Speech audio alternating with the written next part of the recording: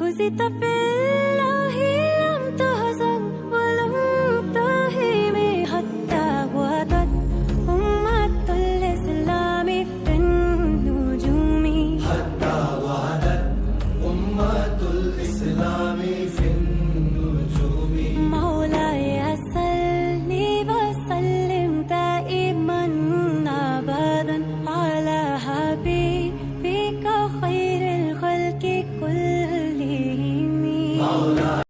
هزت في